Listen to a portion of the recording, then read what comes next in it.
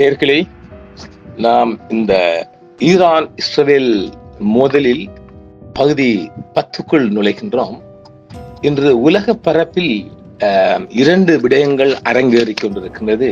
மேற்குலக நாடுகளில் இன்று புதன்கிழமை முழுவதுமாக அந்த செய்தி ஒரு பரபரப்பை ஏற்படுத்தி இருக்கின்றது.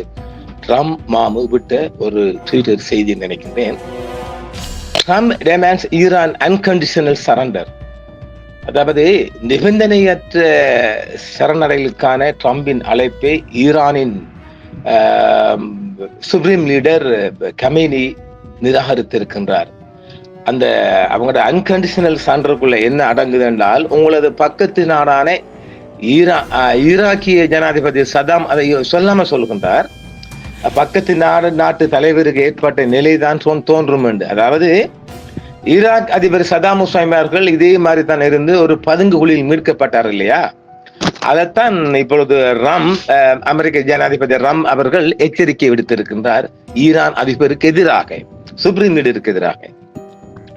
அதாவது ஈராக் நாம் நிறைய மறந்திருப்போம், அட்டகாசம் காட்டி, அதாவது அமெரிக்க படைகள் இல்லாத இதே மாதிரி தானே அங்கேயும் ஒரு அணுகுண்டு இருக்கு என்று சொல்லித்தான் இதையே கூத்தடிச்சு கடைசியாக அவர் நாட்டுக்குள் ஒரு பங்கருக்குள்ளிருந்து மீட்கப்பட்டார். அதே போன்று சுப்ரீம் லீடரும் இப்படியான ஒரு நிலைமைக்கு வரும் என்று அச்சுறுத்துகின்றார். ஆனால் அந்த அச்சுறுத்தலை அவர் நிராகரித்து அமெரிக்க ஜனாதிபதி டொனால்ட் ட்ரம்பின் நிபந்தனையற்ற சரணடைதல் அழைப்பை தனது நாடு ஏற்காது என்று ஈரானிய உச்ச தலைவர் ஆயத்துல்லா அலி கமேனி கூறினார். வெள்ளிக்கிழமைக்கு பிறகு தனது முதல் கருத்துக்கள் இஸ்லாமிய குடியரசின் மீது அமைதியையோ அல்லது போரையோ திணிக்க முடியாது என்று கமேனி கூறியதாக இன்று உலக பரப்பில் ஒரு செய்தி வெளியாகிருக்கின்றது. ஈரானிய தேசம் மற்றும் அதன் வரலாற்றை அறிவார்ந்த மக்கள் இந்த தேசத்துடன் ஒருபோதும் அச்சுறுத்தும் மொழியில் பேச மாட்டார்கள், ஏனெனில் ஈரான் தேசம் சரணடையாது என்று அவர் இன்று தொலைக்காட்சி தொகுப்பாளர் ஒருவருக்கு செய்தி கொடுத்திருக்கின்றார் ஈரானிய சுப்ரீம் லீடர். இதுக்கு ஒரு பெருமிக்க எந்த ஒரு அமெரிக்க இராணுவ தலையீடும் சந்தேகத்திற்கு இடமின்றி சரி செய்ய முடியாத சேதத்துடன் இருக்கும் என்பதை அமெரிக்கர்கள் அறிந்து கொள்ள வேண்டும் என்று ஒரு ரிப்ளை பண்ணி இருக்கிறார். இஸ்ரேலிய போர் விமானங்கள் நகரத்தின் மீது இரவு முழுவதும் குண்டு வீசியதை தொடர்ந்து இன்று புதன்கிழமை மாலை வரை ஆயிரக்கணக்கான மக்கள் தெஹ்ரானிலிருந்து தப்பி ஓடி இருக்கிறார்கள். மேலும் ஈரானிய அணுசக்தி தளங்களை தாக்குவதில் இஸ்ரேலுடன் இணைவது உள்ளிட்ட விருப்பங்களை பரிசீலித்து வருவதாக இன்னும் ஒரு செய்தி வருகின்றது. அதாவது நாங்கள் ஏற்கனவே பலமுறை சொல்லியிருக்கிறோம் இல்லையா, ஈரானின் மிகப்பெரிய ஒரு அவங்களோட இந்த செறிவூட்டப்பட்ட அணுகுலைன்னு சொல்லப்படுகின்ற இஸ்ஃபஹான், கேப்ரிஸ், நடான்ஸ் இந்த சிட்டி 3ஐயும் தான் இவங்க மெயினாக தாக்குறதுக்கு ஒரு குறி வச்சுக்கிறாங்க. இந்த குறியைத்தான் அவங்களும் எதிர்கொள்ள இந்த ஈரானிய படைகளும் தயார் நிலையில் இருக்கின்றது. இது ஒரு புறம் இருக்க, பலஸ்தீன் இதன் செய்தி தான். அடுத்த செய்தி என்ன? எல்லோரும் ஈரான் இஸ்ரேல் பக்கம் சென்றுள்ளதால் இன்று புதன்கிழமை மாலை 24 மணி நேரத்தில் காசா முழுவதும் இஸ்ரேலிய துப்பாக்கிச் சூடு மற்றும் வான்வழி தாக்குதல் ஒரே நாளில் 140 பேர் கொல்லப்பட்டிருக்கின்றனர்.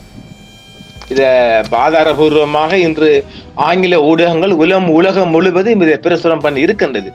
கடந்த 24 மணி நேரத்தில் காசா முழுவதும் இஸ்ரேலிய துப்பாக்கிச் சூடு மற்றும் வான்வழி தாக்குதலில் குறைந்தது 140 பேர் கொல்லப்பட்டுள்ளதாக உள்ளூர் சுகாதார அதிகாரிகள் ஒரு புதுப்பிப்பில் தெரிவித்துள்ளார். AFP செய்தி தெரிவித்தது.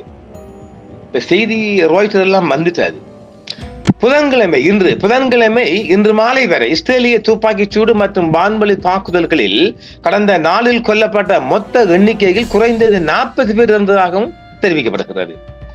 மத்திய மற்றும் வடக்கு காசாவில் உள்ள மகாசி அகதிகள் முகாம், ஜெய்டவுன் சுற்றுப்புறம் மற்றும் காசா நகரம் ஆகியவற்றில் உள்ள வீடுகள் மீதான தனித்தனி வான்வழி தாக்குதல்களில் குறைந்தது 21 பேர் கொல்லப்பட்டுள்ளனர்.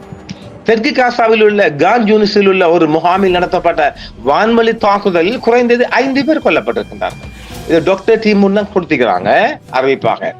மத்திய காசாவில் உள்ள சலாஹுதீன் சாலையில் உள்ள ஐநா சபையால் கொண்டு வரப்பட்ட உதவி லொரிகளுக்காக காத்திருந்த இடம்பெயர்ந்த பலஸ்தீனியர்கள் கூட்டத்தின் மீது இஸ்ரேலிய துப்பாக்கி சூட்டில் மேலும் 14 பேர் கொல்லப்பட்டதாகவும் தெரிவிக்கப்படுகின்றது. பலஸ்தீன அகதிகளுக்கான ஐநா அமைப்பின் தலைவர் பிலிப் லாசரணி உதவியை விநியோகத்துக்காக இந்த ஹெல்ப் சப்ளை தானவங்க தற்போதைய அமைப்பை எங்கள் கூட்டு நலவில் ஒரு அவமானம் என்று கரையென்றும் கூறியிருக்கின்றார்.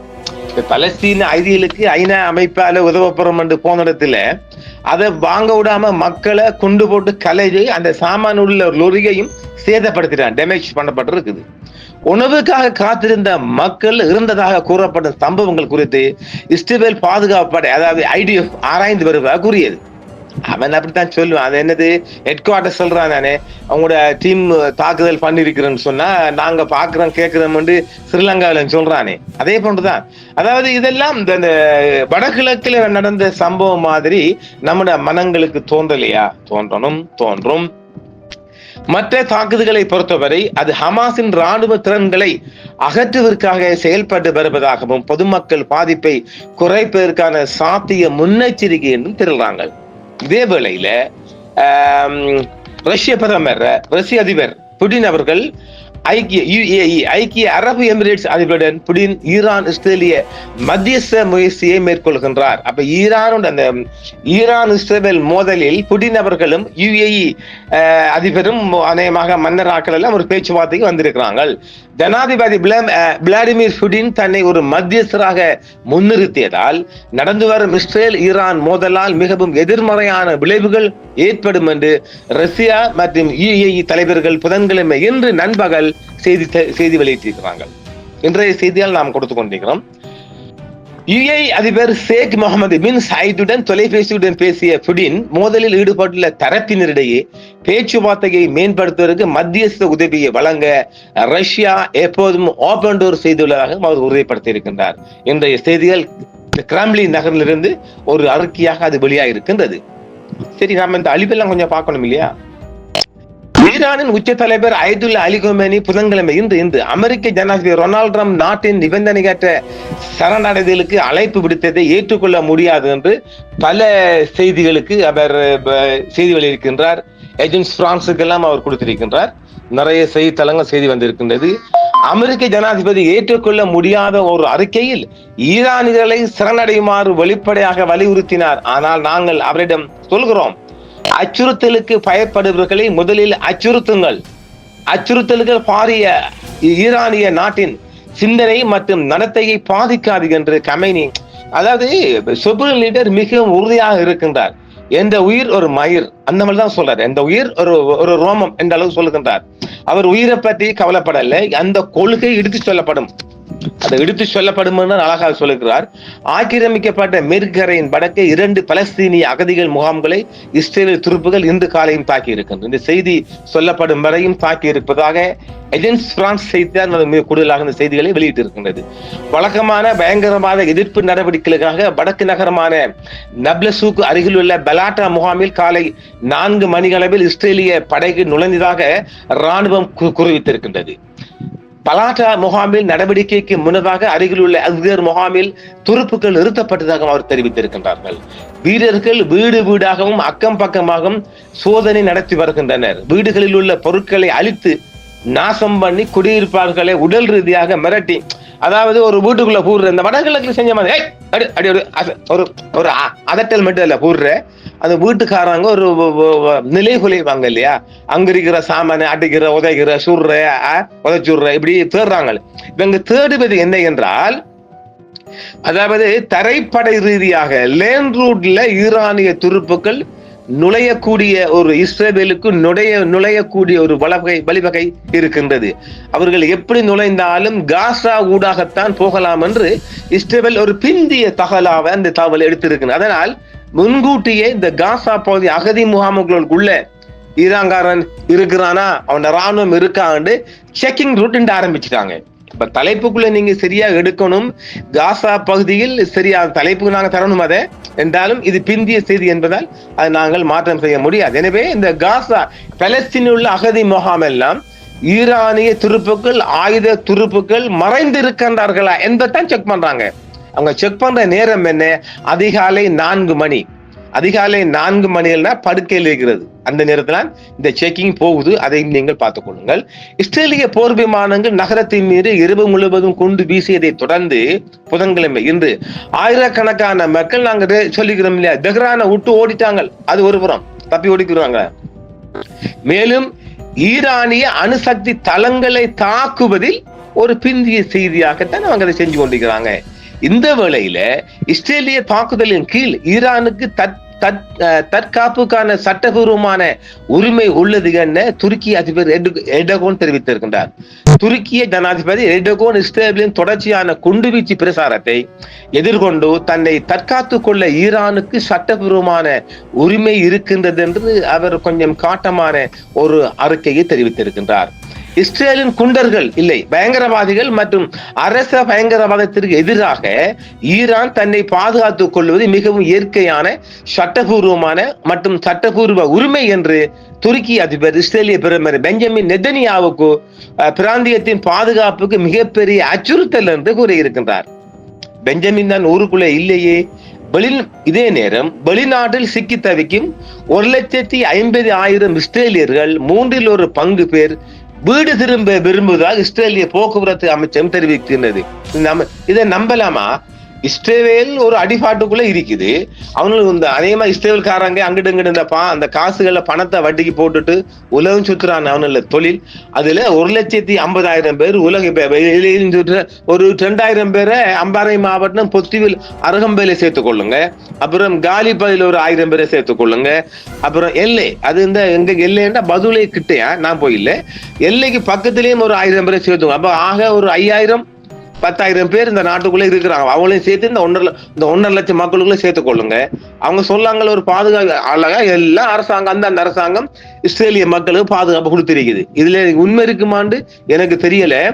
1.5 லட்சம் மக்கள் வெளிநாட்டில் இருக்கிறாங்களாம். அப்ப ஒரு 50,000 பேர் நாட்டுக்குள்ள வர விரும்புறாங்கன்னு இஸ்ரேலிய போக்குவரத்து அமைச்சு செய்யறது ஒரு பச்சை புருடா பொய்யா இருக்காதா? அவனாம நாட்டை விட்டு ஓடுறதுக்கு இருக்கிறான். இதுக்குள்ள 50,000 பேர் வந்து மீண்டும் நாட்டுக்குள்ள தலையை கொடுப்பானா? எனக்கு தெரியல. நீங்க பார்த்துக் கொள்ளுங்க. கடந்த வாரம் விமானங்களை நிறுத்திய பின்னர் ஏதென்ஸ், ரோம், மிலன் மற்றும் பாரிஸ் உள்ளிட்ட பல நகரங்களில் சிக்கி தவிக்கும் இஸ்ரேலியர்களை திருப்பி அனுப்ப மீட்பு விமானங்களை தொடங்குவதாக எல் அறிவித்துள்ளது. ஆபத்து நிலை மற்றும் தற்போதைய பாதுகாப்பு மதிப்பீடுகளின் அடிப்படையில் திருப்பி அனுப்பும் முயற்சிகள் கட்டங்களில் நிர்வகிக்கப்படும் என்று விமான நிலைய அதிகாரிகள் தெரிவிக்கின்றனர். காசாவில் மக்கள் இரவும் பகலையும் படுகொலை செய்யப்படுகிறார்கள். ஆனால் உலகத்தின் கவனம் ஈரான் இஸ்ரேல் பக்கம் திரும்பியுள்ளது என்று காசாவில் இருக்கிற என்ஜிஓக்கள் கவலை தெரிவித்திருக்கிறாங்க. அதுக்காக தான் இந்த செய்தியை நான் கொண்டு வந்தேன். ஏனென்றால் ஒரு பலமான அடி ஒன்று நல்லா வழங்கிக் கொள்ளுங்க. இது இப்ப நம்ம கருத்துக்குள்ள வருவோமா? இவ்வளவும் உலகம் முழுவதும் கிடைக்கப்பட்ட செய்தியாக தந்தோம். நாம் நமது கவனிப்பையும் அவதானத்தையும் குறைபடுறோமா? இப்ப இவன் இந்த இஸ்ரேலுக்குள்ள பெருத்து அடி வாங்குறான், அது உண்மை, அதுல மாற்றுக்கிறது இடம் இல்லை. அதான் காட்ட மாட்டேங்களே, அதுதான் காட்ட மாட்டேங்களே. அப்ப அந்த அடியை கொண்டு எங்கேயாலும் பழி தீர்க்கணும். உதாரணமாக நாம் இலங்கையில பார்த்திருப்போம். இலங்கையில எங்கேயாவது புலிகள் ஒரு பயங்கரம், ஏன்டா இவன் புலி அடிக்கடி செய்யறான்னா, நாங்க அங்கதானே எல்லாம் கண்டு பழகி இருக்கிறோம். அதுதான் நாங்க சொல்லணும். எல்லாம் கேட்பீங்களே, அடையாப்பா நாங்க இங்க இந்த போராட்டத்துக்குள்ள வாழ்ந்தவர்கள் அப்பா. இந்த போராட்டம் இந்த 30 ஆண்டு போராட்டத்துக்குள்ள நாங்க சிறு வயசுல இருந்து நசுக்கப்பட்டவர்கள். இந்த போராட்ட வரலாறு எங்களுக்கு புலிகள் கற்று தந்த பாடங்கள நிறைய இருக்குது. அதனால தான் நாங்க அதுக்கு நாங்க ஈக்குவல் பண்ணி இந்த கம்பேர் பண்ணி தருவது அதுக்காக தான். இப்ப புலிகள் உதாரணமாக இந்த மூதூர் சைட்ல இப்ப எங்கேயாவது ஒரு அட்டாக் கொண்டு பண்ணினால் என்ன செய்யற, ராணுவம் கொண்டு பொதுமக்களை ஒரு 10 பேரை சுட்டு போடுறது நாம கண்டதுதானே. அந்த மாதிரி அப்ப இஸ்ரேலும் இவங்களும் ஒன்று தானே. அதான் நாங்க சொல்ல வர எப்போதும் இஸ்ரேல் படைகள் என்ன இங்க ஈரானு கிட்ட செம அடி வாங்குறீங்க. அந்த அடிற ரெப்ளிகேஷன் பதில கொண்டு கொடுக்குறீங்க பாலஸ்தீன் காசா அப்பாவி முகாமில் எங்க உணவுக்காக காத்திருக்கிற மக்களிடத்துல கொண்டு கொடுக்குறீங்க. இது உங்களோட ஒரு பொம்பளை தனம்னு கூட சொல்லுவேன் நான். ஒரு சாரிகள் இல்லை, இப்ப பொம்பளையில நல்ல பலமா இருந்தா இந்தியாவுக்குள்ள பாத்தீங்கன்னா பெரிய கண்டெய்னர் லொரியெல்லாம் ஓட்டுதுகள், அது கூட பிள்ளையான வார்த்தையா தான் நான் பார்ப்பேன். எனவே இவங்கட கோபசாபங்களை கொண்டு காசாவெல்லாம் கொண்டு தீர்ப்பாங்க. அப்ப அதுல தான் அந்த காசாவில் ஒரு என்ஜிஓ அமைப்புன்னு சொல்லுது என்ன, காசாவில் இரவும் பகலும் படுகொலை செய்யப்படுகிறார்கள். ஆனால் உலகின் கவனம் ஈரான் இஸ்ரேல் போரில் திரும்பியுள்ளது. இப்போதெல்லாம் காசாவை பற்றி மிக குறைந்த செய்திகளே வருகிறது என்று அந்த என்ஜிஓ ஒன்று ஒரு வருத்தமான செய்தியை தெரிவிக்கின்றது. அதனால் தான் இந்த செய்தியை நான் உங்களை கொண்டு தந்திருக்கிறேன். இஸ்ரேலிய குண்டுகளால் இதையும் கொஞ்சம் பார்த்துக்கொள்ளும். இஸ்ரேலிய குண்டுகளால் இறக்காதவர்கள் பசியால் இறக்கின்றனர். அவன் கொண்டு அடிக்காட்டி சாப்பாடு இல்லாம செத்து போகுது. எந்த பக்கத்திலும் அழிவுதான். மக்கள் உணவை பெற ஒவ்வொரு நாளும் தங்கள் உயிரை பணயம் வைக்கிறார்கள். மேலும் அவர்கள் கொல்லப்படுகிறார்கள். மேலும் அவர்கள் வெற்றி பெற்றதாக நினைத்து மாவு மூட்டைகளில் அவர்களின் இரத்தம் பூசப்படுகிறது. அந்த அந்த மூட்டையில கோதுமை மாவு கொடுக்குறாங்களா, அந்த மூட்டையில சத்தமா தான் இருக்குதான். பார்த்தா கொஞ்சம் மனசுக்கு கஷ்டமா இருக்கின்றது. இன்றைய செய்திகளில் நாம் கொஞ்சம் ஆக்ரோஷமான செய்தி இல்லை என்பதையும் கொஞ்சம் மனசுக்கு வருத்தம் தரக்கூடிய செய்தியாகவும் இருக்கின்றது. மேலும் காசாவில் இஸ்ரேலிய துப்பாக்கி சூட்டில் 30 பேர் கொல்லப்பட்டிருக்கின்றார்கள் என்று உள்ளூர் சுகாதார அதிகாரி தெரிவிக்கின்றார்கள். காசா பகுதியில் புதன்கிழமை இன்று நண்பகல் வரை இஸ்ரேலிய துப்பாக்கி சூடு மற்றும் தாக்குதல்களில் குறைந்தது 30 பேர் கொல்லப்பட்டது என்று உள்ளூர் அதிகாரிகள் தெரிவிக்கின்றார்கள். காசா மீது இஸ்ரேல் கிட்டத்தட்ட 3 மாதங்களாக விதித்திருந்த முழுமையான முற்றுகையை ஓரளவு நீக்கியதிலிருந்து 3 வாரங்களில் உதவி கோரி வரும் பலஸ்தீனியர்களின் கிட்டத்தட்ட தினசரி கொலைகளில் சமீபத்தியவை இந்த இறப்புகளில் அடங்கும் என்று சொல்லப்படுகிறது. சாதாரணமாக இந்த திருப்பதி உண்டியல் மாதிரி தான் இந்த உயிர்கள் அப்பப்ப கொடுக்கிறது தான். மத்திய வடக்கு காசாவில் உள்ள மகாஸ் அகதிகள் முகாம் மற்றும் ஜெய்டாவின் சுற்றுப்புறத்தில் உள்ள வீடுகள் மீதான தனித்தனி வான்வழி தாக்குதல்களில் குறைந்தது 14 பேர் கொல்லப்பட்டதா வேறொரு தகவல் சொல்லுகின்றது. ஒரு கூடார முகாமில் நடந்த வான்வழி தாக்குதலில் 5 பேர் மேலும் ஏற்கனவே சொன்ன செய்திகளே இது பிந்திய செய்திகளா வந்த செய்திகளை மற்ற போன்ல இருந்து வாய்த்து கொண்டிருக்கிறார். 5 பேர் கொல்லப்பட்டதாக மருத்துவர்கள் தெரிவித்தனர். தெற்கு காசாவில் உள்ள கான் யூஸில் தான் நடந்தது. திருப்பி செகண்ட் மத்திய காசாவில் உள்ள சலாஹுதீன், ஏற்கனவே சலாஹுதீன் சொன்னமில்ல மீண்டும் அதுல மீண்டும் ஒரு 15 பேர் கொல்லப்பட்டிருக்கின்றார்கள். இப்படி ஏராளமான கொலைகள் நடந்து கொண்டிருக்கின்றது. உணவுக்காக காத்திருந்த மக்கள் இருந்ததாக கூறப்பட்ட சம்பவங்கள் குறித்து ஆராய்ந்து வருவதாக, அது அமாசிர கொலையாக இருக்கலாம் சொல்லலாம். அடித்தாண்ட அந்தர்பால்டி. எனவே இன்றைய செய்தி நாம் 9:10 தந்திருக்கின்றோம். மீண்டும் 11 சந்திப்பு நிறைய செய்தியுடன். நன்றி. என்றும் உங்களுடன் சன்ரைஸ் இந்தியா டிவி. சப்ஸ்கிரைப் பண்ணுங்கள், பெல் பட்டனையும் கிளிக் செய்யுங்கள். உங்கள் ஆதரவே எங்கள் சேவை. ஆதரவு தாருங்கள், அரவணைப்போம். மறக்காம சர்ப்ரைஸ் பண்ணுங்க. தேங்க்யூ.